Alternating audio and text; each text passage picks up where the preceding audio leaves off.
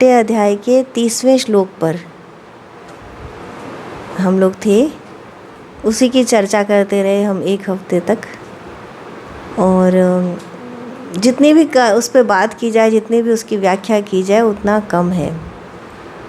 ईश्वर सर्वत्र है, वो हमें देख रहा है, ये बात ये अवर्णनीय है और अनंत है। कितनी भी इसके ऊपर चर्चा की जा सकती है। यो मां पश्यति सर्वत्र सर्वं च मयि पश्यति तस्याहं न प्रणश्यामि स च मे न प्रणश्यति।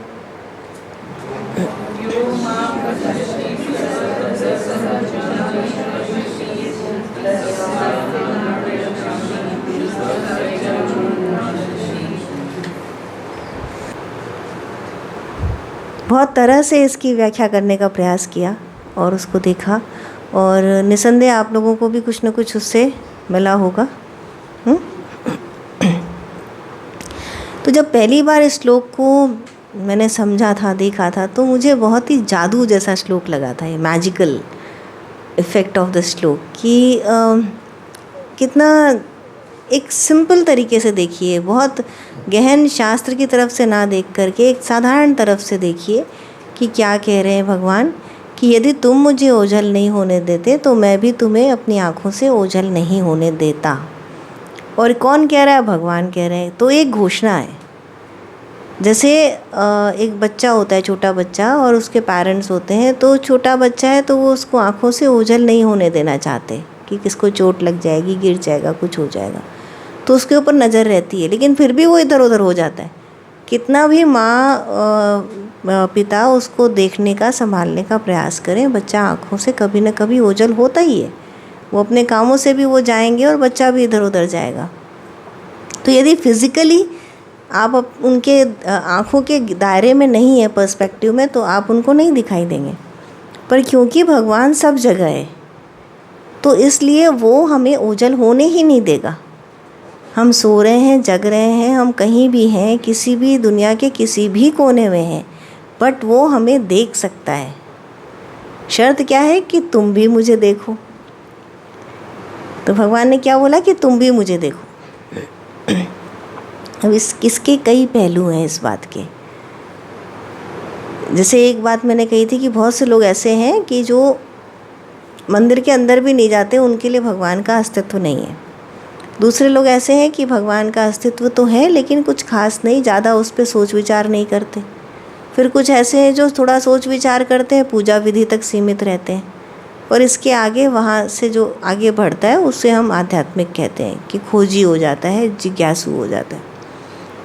तो हर तरह के लोग होते हैं, लेकिन लाइफ उनकी भी बराबर चलती और लाइफ आपकी भी बराबर चलती, और कभी कभी हमको दूसरे की लाइफ बेटर दिखाई देती। तो ऐसा क्यों? तो इसी श्लोक के अंदर इस बात के सूक्ष्म प्रमाण मिलते हैं कि तुम मुझे देखोगे तो मैं तुम्हें देखूँगा। अब ये तो बात समझ में आ गई कि हम यदि उसको याद रखेंगे तो वो हमें अपनी आँखों से ओझल नहीं होने देगा। पर इसका दूसरा पहलू भी है कि हम यदि उसको नहीं याद रखेंगे तो वो भी हमें याद नहीं रखेगा। एकदम ऑपोजिट साइड भी है। तो जो लोग भगवान में यकीन नहीं रखते या उसके बारे में अधिक सोचते नहीं, अपना काम करते रहते हैं, तो एक बात बताइए, क्या जगत ही सत्य है? इतना तो हर आदमी जानता है। यदि हम किसी भी सांसारिक आदमी से भी ये क्वेश्चन करते हैं कि क्या इसमें जन्म लेना और मर जाना, क्या यही तुम्हारा काम है? और उसके बाद क्या, और उसके पहले क्या? कुछ तो होगा। तुमने जन्म लिया तो उसके पहले क्या था, और जब तुम मर गए उसके बाद क्या? तो ये तो कभी सोचो। और जब तुम मरोगे तो ये तो सब जानते हैं ना कि ये सब यहीं रखा रह जाएगा। तो 4 दिन के लिए इतना आयोजन क्यों? तो जब ये बात सत्य है तो फिर उसकी लाइफ, जो उतना पीरियड ऑफ लाइफ है, वो इतनी इम्पॉर्टेंट कैसे हो गई? फिर उसको दोबारा उसी लाइफ में जन्म लेना पड़ेगा, और फिर ये चक्र तो कभी ख़त्म नहीं होगा। इसी तरह से जीना मरना चलता रहेगा। क्या यही हम चाहते हैं? यदि हम यही चाहते हैं देन इट्स गुड, आप भी उन लोग की तरह ही बन जाइए और भगवान के बारे में मत सोचिए। तो सीधी सी बात इसमें भगवान ने कह दी है कि जितना तुम मेरे बारे में सोचोगे उतना ही मैं तुम्हारे बारे में सोचूंगा। तो यदि तुम 24 घंटा मेरा चिंतन करते हो तो मैं तुम्हारा चिंतन 24 घंटा करूँगा। तुम मुझे प्रेम से देखोगे तो मैं तुम्हें प्रेम से देखूँगा। तुम मुझे सखा भाव से देखोगे तो मैं तुम्हें सखा भाव से देखूँगा। तुम मुझे वात्सल्य से देखोगे तो मैं तुम्हें उसी नज़र से देखूँगा। जिस नज़र से भगवान को देखा जाता है वो उसी तरह मिलते हैं। इस श्लोक के अंदर बहुत गहराइयाँ छुपी हैं। जैसे हम एक क्वेश्चन और आता है कि हम तो चलिए हिंदू हैं, हम भगवान को इस तरह देखते हैं राम कृष्ण के रूप में, या हम निराकार साकार की बात करते हैं। हमारे पास बहुत सारी फिलॉसफीज़ हैं। पर जो क्रिश्चियंस हैं, जो मुस्लिम्स हैं, वो भी तो किसी न किसी रूप में खुदा को या गॉड को पूजते हैं। तो वो उनके लिए वो वाले, हमारे लिए ये वाले, ऐसा कैसे? जिसको जिस रूप में भगवान को जो जैसे ध्याता है, भगवान उसको उसी रूप में मिलते हैं। ये एक सत्य है कि यदि आपने क्राइस्ट के रूप में भगवान की पूजा की, आपको उसी रूप में मिलेंगे। यदि आपने अल्लाह के रूप में की तो उसी रूप में मिलेंगे। और यदि आपने राम कृष्ण के रूप में की तो उसी रूप में मिलेंगे। आप गुरु के रूप में, जो डिवाइन फॉर्म लिए हुए गुरु हैं, उनके रूप में यदि आप करेंगे तो उसी रूप में प्रकट होंगे। क्यों? क्योंकि ईश्वर तो अनंत है, सर्वत्र है, और उसी की अभिव्यक्ति है जो भिन्न भिन्न रूपों में दिखाई देती है। तो ये सब इस श्लोक के अंदर, एक लाइन के अंदर सब छिपा है। यो माम पश्यति सर्वत्र सर्वजा मयि पश्यति। जो मुझे सब जगह देखता है, सर्वकाल में देखता है, मैं उसे उसी रूप में और सर्वकाल में उसी तरह से मिलता हूँ। पर जितना कम देखोगे उतना ही कम भगवान को पाओगे भी। तो यदि आपने ये सोचा कि हमने अपना पाठ पूजा का कार्यक्रम 1 घंटा करके ख़त्म कर दिया, अब चलिए अब संसार के काम करते, तो मत भूलिए भगवान भी यही कर रहा है। वो भी आपको आपके जीवन के 1 घंटा में मिलता है। और मृत्यु के समय क्या होता है?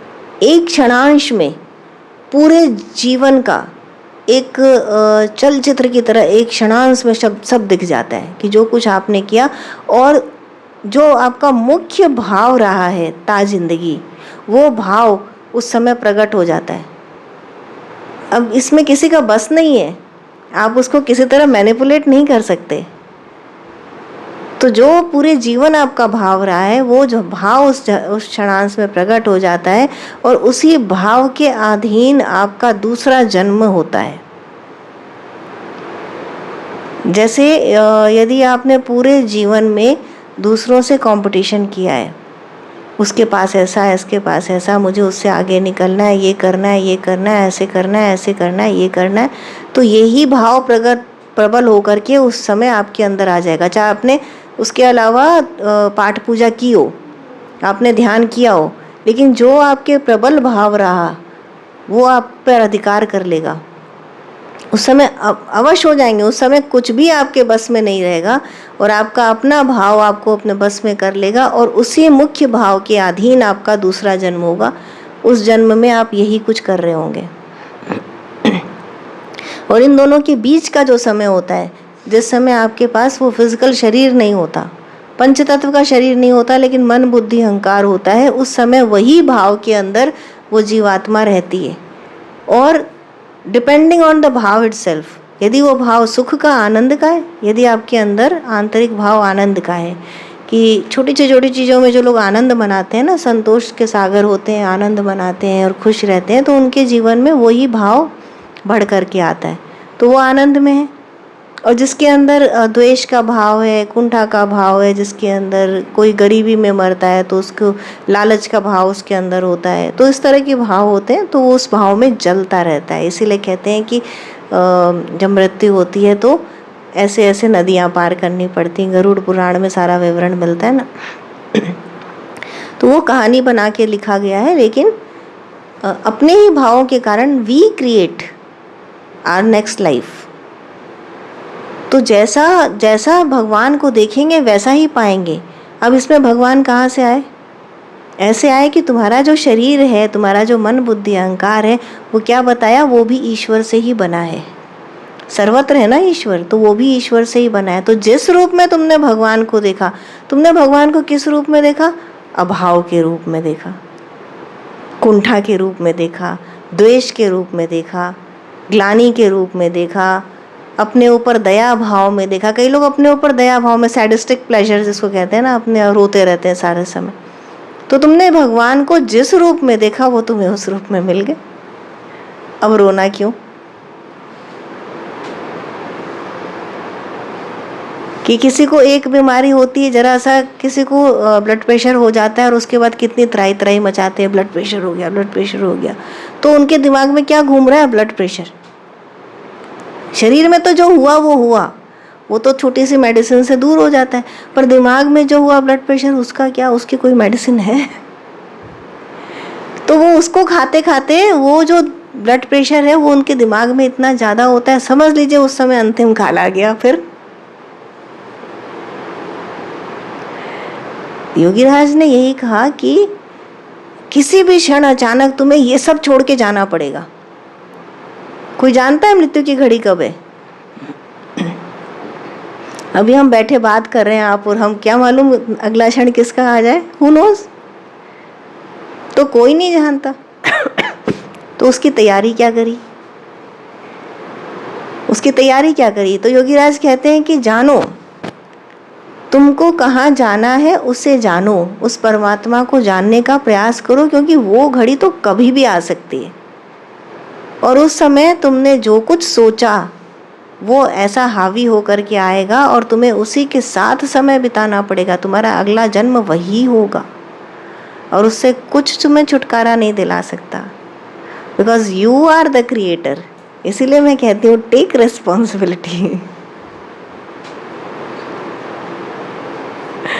तो जो कुछ आप कर रहे हैं सिर्फ और सिर्फ वही जाएगा आपके संग, और उसी रूप में आपको दूसरा जीवन मिलेगा। अब यदि जो आध्यात्मिक है, जो योगी है, उसका क्या? वो क्योंकि सर्वत्र ईश दर्शन कर रहा है, वो भगवान का सत्स्वरूप देख रहा है, उसी में जी रहा है, उसी में रह रहा है, उसी को 24 घंटे भज रहा है, उसी को देख रहा है, सब जीवों के अंदर भी उसी को देख रहा है, अपने अंदर भी उसी को देख रहा है। तो जब वो उसकी गति होगी तब क्या होगी?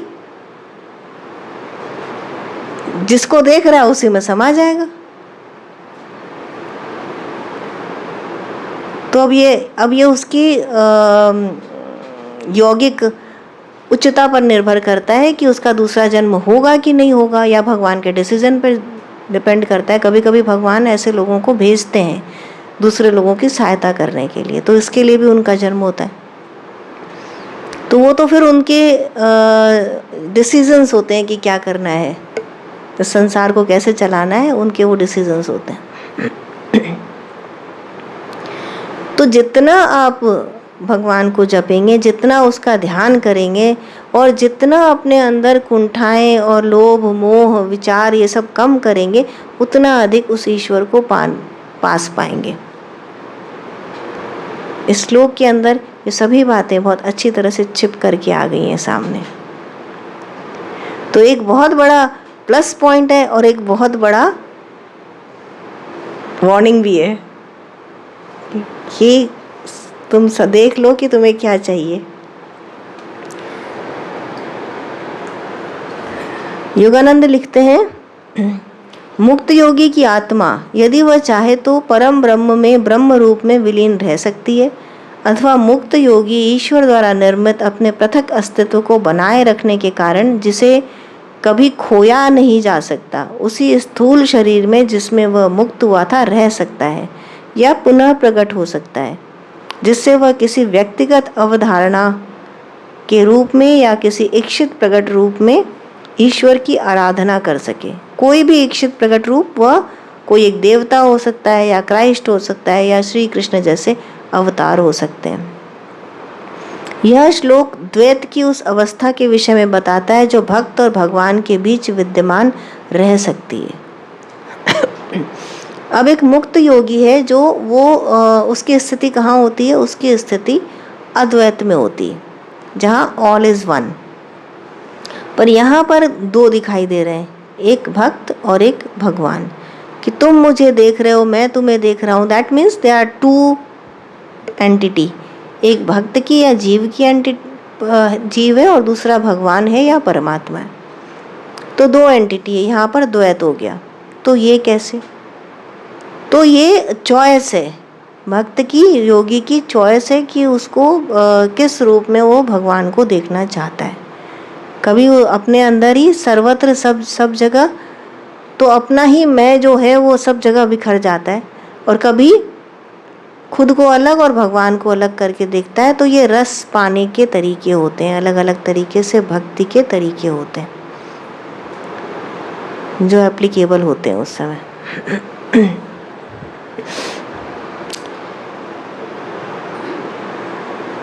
प्रत्येक मनुष्य जो अपुरस्कृत प्रेम की कड़वी अवस्था में धरती को छोड़ता है, उसे यहाँ वापस आना पड़ता है जब तक कि वह ईश्वर के परिपूर्ण प्रेम को प्राप्त नहीं कर लेता।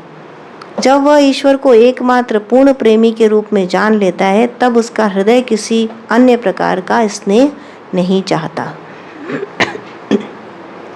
तो ये आवश्यक है। जब ये अवस्था आ जाएगी तभी यहाँ से मुक्ति मिलेगी। अगला श्लोक देखिए।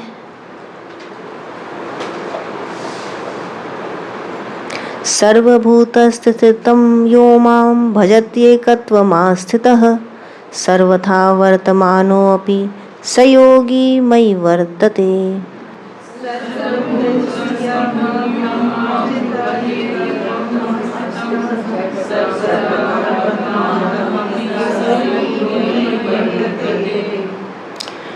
जो योगी मुझे सभी जीवों में व्याप्त अनुभव करता है, जो दिव्य एकत्व में स्थित रहता है, चाहे उसकी जीवन शैली जो भी हो, वह योगी सदा मुझ में स्थित रहता है। कि सभी जीव, अब क्या करना है, एक बात हमने देखी कि जो मुझे हमेशा देखता है, हर काल में देखता है, उसमें मैं स्थित रहता हूँ और उसे मैं हमेशा देखता हूँ, ये भगवान ने कहा। अब यदि ये स्थिति हो गई तो अब इसके बाद करना क्या है? तो भगवान बताते हैं कि जो योगी मुझे सभी जीवों में व्याप्त अनुभव करता है और इस दिव्य एकत्व में रहता है, उसकी कोई भी जीवन शैली हो, पर वह योगी सदा मुझ में स्थित रहती, उसकी स्थिति मुझ में बनी रहती है। आत्मोपम्येन सर्वत्र समं पश्यति यो अर्जुन सुखम वा यदि वा दुखम स योगी परमो मतः।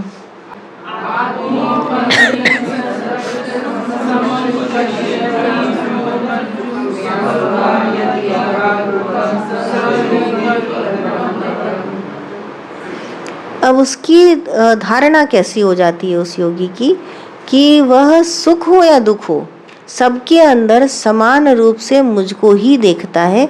जैसा वह स्वयं के लिए देखता है वैसा ही वह दूसरों के लिए भी देखता है। तो उसकी बुद्धि कैसी हो जाती है कि उसका जो पर्सपेक्टिव है वो अपने देह तक सीमित नहीं रहता, दूसरों के लिए भी एग्जैक्टली वही फीलिंग आती है। जैसे यदि आपके अंगूठे में चोट लगे तो आपको दर्द होगा, और दूसरे के अंगूठे में चोट लगे तो क्या वैसा ही दर्द होगा?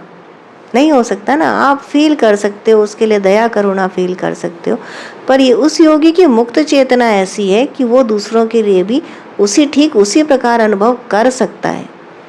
एक योगीराज का उदाहरण आता है कि एक बार बैठे थे सबके संग और चर्चा हो रही थी। अचानक उन्होंने कहा कि मैं डूब रहा हूँ, मैं अनेकों शरीरों के साथ डूब रहा हूँ। और अगले दिन पता चलता है कि एक पानी का जहाज डूब गया था जिसमें अनेकों लोगों की मृत्यु हो गई थी। तो इस तरह कि कहीं पर कहीं कुछ हो रहा है, उसके साथ उनकी मुक्त चेतना इतनी उन्नत हो जाती है कि किसी के साथ भी जुड़ाव कर सकती है और ठीक वैसा ही अनुभव प्राप्त करेगी जैसा कि वो प्राप्त कर रहे हैं। तो कैसे होता है ये? क्योंकि जो अनंत की सत्ता है उसके साथ एकत्व स्थापित हो जाता है और वो अनंत सत्ता सबके अंदर विद्यमान है, एक ही रूप में भाषित हो रही है। और यदि उस अनंत सत्ता में सिद्ध हो गए तो फिर हर जगह आप ही खिल रहे हो, आप ही बुझ रहे हो, आप ही कलियां बन के चटक रहे हो, आप ही सूर्य बन के बरस रहे हो, आप ही कहीं रो रहे हो कहीं हंस रहे हो। तो that is you and you, आप ही यहाँ पर हैं। और ये आप कौन है? ये आपका देह भाव नहीं है, ये उस अनंत की सत्ता है। जब भगवान कहते हैं कि मेरा रूप देखो, मैं ही यहाँ हूँ, मैं ही यहाँ हूँ, तो ये ईश्वर का अहम है, उसका भाव है, उसकी चेतना शक्ति है जो सब में भाषित हो रही है। तो न केवल भगवान सब जगह हैं और उन्हें सब रूप में देखना है, सब काल में देखना है, बल्कि वैसा ही अनुभव भी करना है। यही समत्व योग है कि दुख हो या सुख हो, एक ही भाव में विद्यमान रह करके, एक ही समता के साथ, एक ही भाव के साथ सबको देखना। कोई ऊंच नीच नहीं, कोई छोटा बड़ा नहीं, कोई अमीर गरीब नहीं, सब एक। और जीव जंतु का फर्क भी मिट जाता है कि ये मनुष्य है, ये जानवर है, ये पशु पक्षी है, ये भी बाउंड्रीज गिर जाती हैं। और अधिक चेतना होती है तो जड़ और जीव में भी एक ही समानता दिखाई देने लगती है। तो ये चेतना की बढ़ी हुई अवस्थाएं हैं जहाँ योगी एक समान, एक समत्व का अनुभव करता है।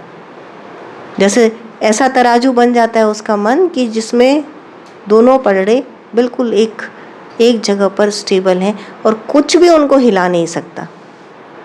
ऐसे बन जाते हैं कि आपने एक तरफ ढेर लगा दिया तो भी नहीं गिरेगा, वो दुखों का ढेर लगा दिया तब भी नहीं गिरेगा, और सुखों की अनुभूति दिव्यता दे दी तब भी नहीं हिलेगा। वो जैसा है वैसा रहेगा, क्योंकि बाहरी आवरण उसको छुएंगे भी नहीं, उसकी आत्मा को वो टच भी नहीं करेंगे। अब ये तो भगवान ने बता दिया और सबने सुन भी लिया, लेकिन अब क्या? तो जो नहीं जानता है, जिसके अंदर अभी वो सात्विक बुद्धि नहीं आई, उसके प्रश्न खत्म हो जाते हैं। उसको लगता है कि ठीक है, भगवान ने बता दिया, अब यही करना है, इसी को फॉलो करना है। लेकिन जो योगी है, जो कर रहा है, उसका प्रश्न आ जाता है तुरंत। वो कौन है? वो अर्जुन है। अर्जुन क्या पूछता है? अर्जुन उवाच योऽयं योगस्त्वया प्रोक्तः साम्येन मधुसूदन एतस्याहं न पश्यामि चंचलत्वात् स्थितं स्थिराम्। अर्जुन कहते हैं, हे मधुसूदन, आपने जो यह साम्य योग मुझे बताया, साम्य योग, यही समत्व योग जो मुझे बताया आपने, अपनी चंचलता के कारण मैं इस चिरस्थायी सदा रहने वाले प्रभाव को देख नहीं पा रहा, क्योंकि जो मन है वो तो चंचल है। अब मैं इस योग को भगवान नहीं देख पा रहा कि इसको कैसे कर पाऊंगा। चंचलम ही मनः कृष्ण प्रमाथि बलवद्धरम तस्याहं निग्रहं मन्ये वायोरिव सुदुष्करम।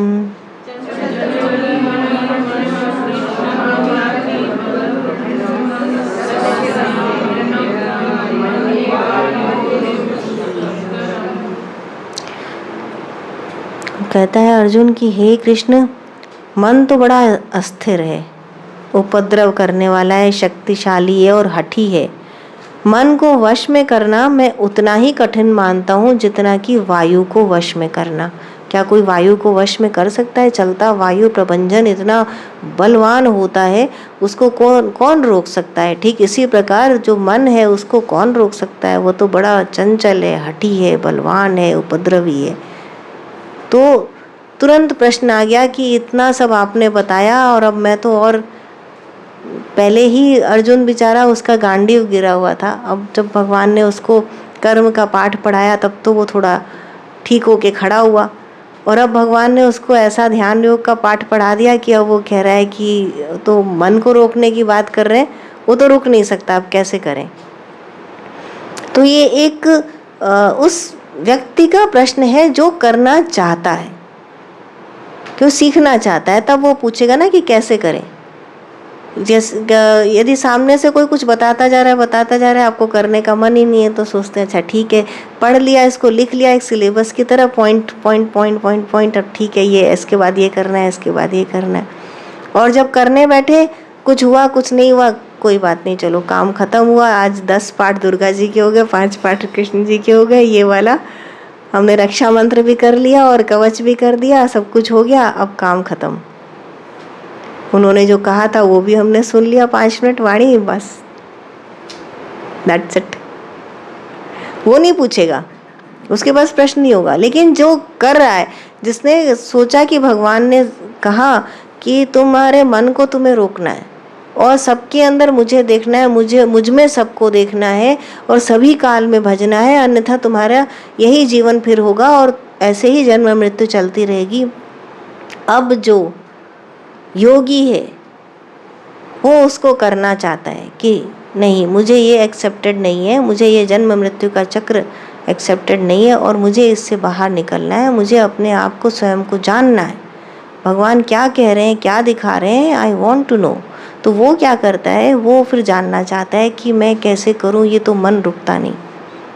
जैसे ही मैं ध्यान करने बैठता हूँ वैसे ही पूरा बाजार आके खड़ा हो जाता है। अब मैं क्या करूं, हे कृष्ण, मन बड़ा चंचल है, अब मैं क्या करूं।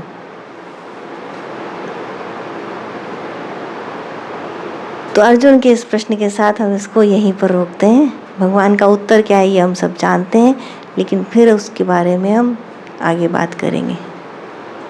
अभी इसी पर इतना ही विचार करिए, इतना ही चिंतन करिए। जब तक मन के अंदर से प्रश्न नहीं होता तब तक भगवान बताते नहीं। जो जिस श्लोक पर इतना रुके हम, वो इसीलिए रुके कि ये एक ऐसा पॉइंटर है जिसको समझना, जिस पर विवेचना करना, चिंतन करना बहुत आवश्यक है, क्योंकि वो श्लोक बहुत सी बातों को खोलता है। कि देखिए, एक फैक्ट है, शास्त्रों में सब कुछ लिखा है, उपनिषद में, वेदों में, भगवद गीता में सब कुछ लिखा है। और भगवद गीता संस्कृत में नहीं समझ में आती तो हिंदी इंग्लिश सारे ट्रांसलेशंस है ना, सब कुछ सामने। पर हम क्यों नहीं कर पाते? हम अपने आप के ऊपर गिल्ट फील करते हैं ना। जो लोग, देखिए, जो मंदिर के बाहर खड़ा है मैं उसकी बात नहीं कर रही, पर जो जानते हैं, जो करना चाहते हैं, और जब हम फिसल जाते हैं, पढ़ते हैं, वेदांत पढ़ते हैं, सब कुछ करते हैं, और फिर मन अभी बात आई ना, तो वो चंचल, तो वो फिसल जाता है। कभी किसी पे क्रोध आ गया, कभी हमारे अंदर ग्लानि आ गई, कभी शोक ने घेर लिया, तो फिर लगता है देखो भगवान, हम इतना पढ़ लिख करके भी हमारे अंदर ज्ञान नहीं आ पा रहा, तो क्या करें। तो ऐसा होता है ना, तब हम अपने ही लिए कुंठा करते रहे, भगवान नहीं बोलेंगे, वो नहीं बोलेंगे। जब अंदर से प्रश्न आएगा, जब आपकी चाहत बढ़ेगी उसको जानने की, जब प्रबल आकांक्षा होगी उसको, और ये नेचुरल होनी चाहिए। मैंने आपको कहा और आपने उसको कृत्रिम रूप से धारण किया तो नहीं।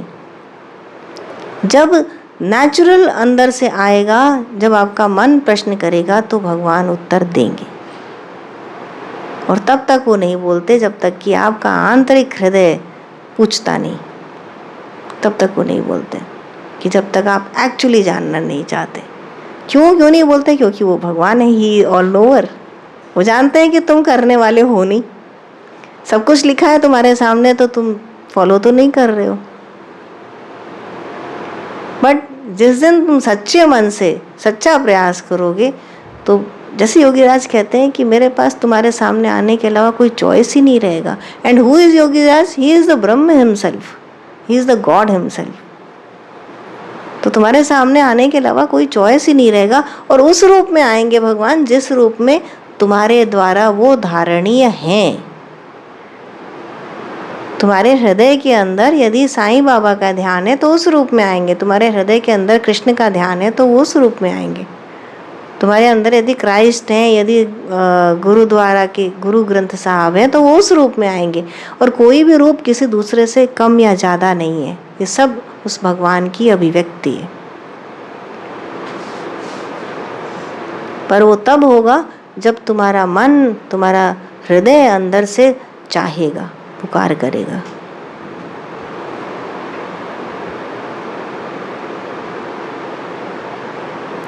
राइट? जय श्री कृष्ण।